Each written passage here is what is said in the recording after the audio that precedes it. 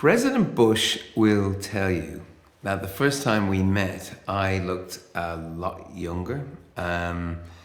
He said I might have been taller and that I was better looking. Well, so were you, Mr. President. But let me tell y'all, President Bush may have accurately predicted the demise of my blue-tinted wraparound eyewear, but he may not have predicted, could not have predicted, that 2 decades on, we'd be celebrating the birthday of a program that has given 25 million people decades more birthdays of their own. Yes, all thanks to the US President's Emergency Plan for AIDS Relief, PEPFAR, PEPFAR, genius plan. Pretty crap acronym, it has to be said. Sounds like an antacid. Anyway, 3 months before my first meeting with President Bush, I'd been to Kamuzu Central Hospital in Lilongwe, Malawi. A hospital so coerced by the HIV virus that it was now more of a hospice than a hospital. It was full of people there to die. 3 to a bed, 2 on top, 1 on the floor. I don't know how many of those patients knew that far away there were these small pills being churned out in their millions that could have saved their lives. I knew. And I knew those doctors knew, and those nurses knew. And the look in their eyes said it all. How? How can this be? When myself and Bobby Shriver asked that question back in Europe and America, it turned out officials had many explanations for how this could be, usually delivered with a wringing of hands and a funeral face. Too expensive. Too many people are infected.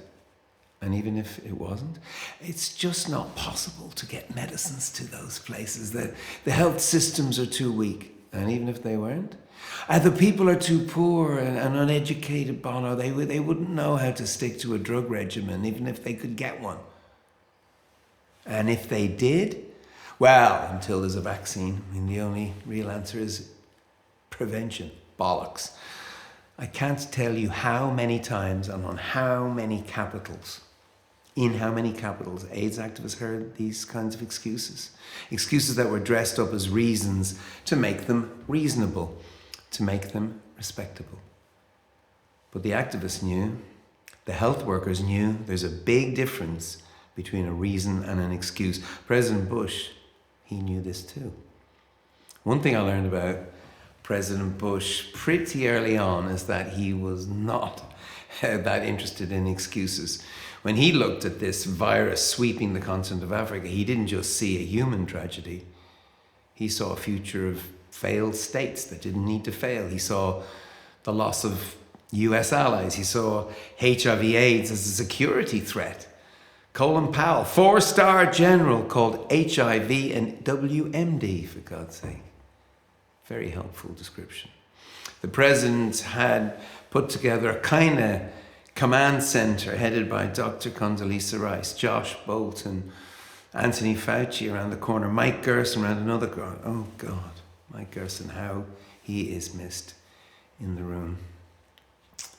On the Hill, we had a whole other squad of unusual allies. Nancy Pelosi debuted on the floor of the United States Congress fighting this disease. Way back when. Barbara Lee, hero. John Kerry working on a bill, with a bill. Bill Frist. John Kasich in the background there. Too many names to mention. Both sides of the aisle.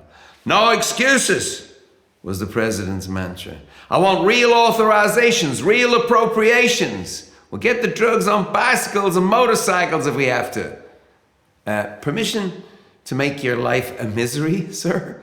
If that's what it takes, go ahead, the president replied. But if you wouldn't mind letting me finish my own sentences in my own office, I am the president of the United States. I think the office was yellow and oval. Anyway, I should have been more humble, but this Irishman is very humbled today by the most eloquent expression of American values anyone can think of in recent times. That's right.